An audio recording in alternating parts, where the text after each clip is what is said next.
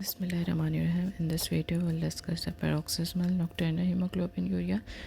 इसमें आबिसेस का डिफेक्ट होगा, एक्वायर्ड है, इसमें इमेटोपोइटिक स्टेम सेल या फिर जीपीआई की डेफिशिएंसी होगी। ठीक है, एक्वायर्ड म्यूटेशन के अंदर आप देखोगे इसमें क्या होगा, ग्लूकोज फॉस्फेटिडाइल इनोसिटोल कम होगा, एंकर प्रोटीन कम हो जाएंगे और ये कॉम्प्लीमेंट सिस्टम को कम कर देगा। ठीक है, इसकी वजह से क्या होगा, CD55 कम होगा, CD59 भी कम हो जाएगा।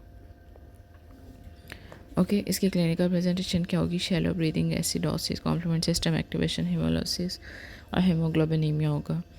हीमोग्लोबिन और हेप्टोग्लोबिन कम होगी, अर्ली मॉर्निंग में डार्क यूरिन आएगा।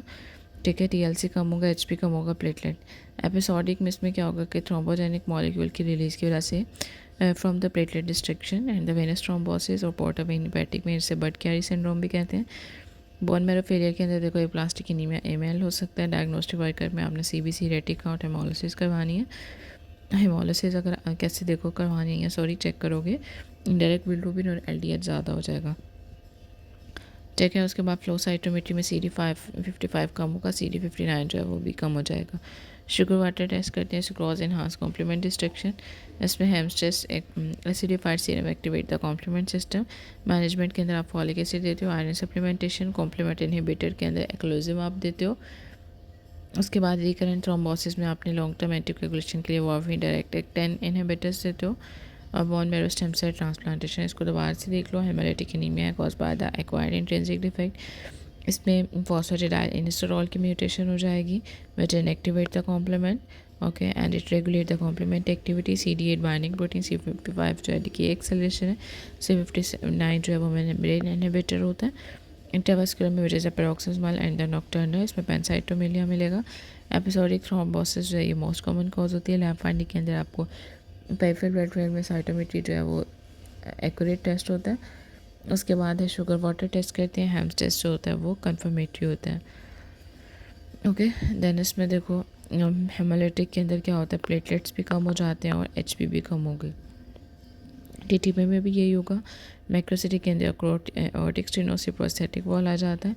Microvascular cause mechanical injury circulating RBCs damage evident in the peripheral bloods में है। इसमें बार सेल, हेलमेट सेल और ट्रायंगल सेल्स मिलेंगे। ओके नॉर्मल सिटिक एनीमिया के अंदर देखो HP कम होगी, MCV नॉर्मल है, रेटिक काउंट ज़्यादा होगा। आधे वो ब्लड लॉस की वजह से हीमोलिसिस, आप रेटिक काउंट देखोगे। रीनल फेलियर हो सकता है। एंडोक्राइन फैक्टर में आप एंडोक्राइन टेस्ट कराओगे। Anaemia of the chronic disease में एरिथ्रोपोइटिन भी कम हो जाता है। बोन मैरो फेलियर के अंदर माइलोफाइब्रोसिस हो सकती है।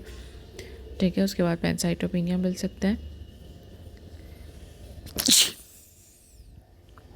प्लास्टिक एनीमिया के अंदर सारी सेल लाइन डिक्रीज हो जाती है, जिसकी वजह से infection, anaemia, bleeding tendency common होगी। कॉजेज इसकी इन्फेक्शन, ऑटोइम्यून ड्रग्स हो सकती हैं। क्लिनिकल फाइंडिंग में आपको स्प्लेनोमेगेली नहीं मिलेगी। ठीक है, इसके अलावा डायग्नोस्टिक वर्कअप में आपने वही सारी हिस्ट्री के अकॉर्डिंग आपने उसके इन्वेस्टिगेशन करवानी होती है।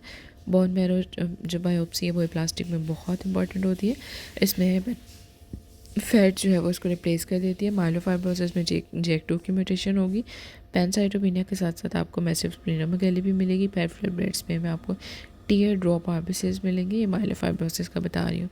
No splenomegaly, normal morphology of the blood cells with the fat cells in the biopsy. इसमें PCV में सिम्टोमेटिक HB 7 से कम होगी, प्लेटलेट 10,000 से कम होंगे। रिफ्रैक्टिव एनीमिया में एरिथ्रोपोइटिन है, रिकरेंट इन्फेक्शन और न्यूट्रोपीनिया के अंदर आप इसमें करवा के देखते हो granulocytes. Okay stem cell transplant में 830 से 40 से कम है। मैस्ट और not available severe disease, immunosuppressive agents देते हो, एंटीथाइमस ग्लोबुलिन। इसमें देखो patient with hepatitis, bone marrow hypocellular with fatty changes, ये aplastic anaemia. Investigation rise bone marrow biopsy. Myelofibrosis में आपको टेयर ड्रॉप सेल्स मिलते हैं। प्लास्टिक को कैसे डायग्नोज करते हैं, एस्पिरेटरी डिफरेंट बायोप्सी से। हॉलमार्क फीचर्स इसके मैसिव स्प्लेनोमेगेली होगा। प्रोमिनेंट फीचर्स में भी स्प्लेनोमेगेली होगा। कैरेक्टरिस्टिक फीचर्स में टेयर ड्रॉप सेल्स होंगे। Patient with cytopenia, investigation of the choices है बोन मैरो बायोप्सी। ओके इसमें बैक एक ब्लीडिंग टेंडेंसी है, फीवर है, जॉन्डिस है, पेटोस्प्लेनोमेगेली है, neutropenia, thrombocytopenia. Peripheral blood smear में आपको इमेच्योर सेल्स मिलेंगे। इसमें माइलोफाइब्रोसिस आ जाता है। हेपेटोस्प्लेनोमेगेली है, फीवर है, ब्लीडिंग कम्स है, एम्बेस सब कुछ कम हुआ हुआ है ना, इमेच्योर सेल्स हैं।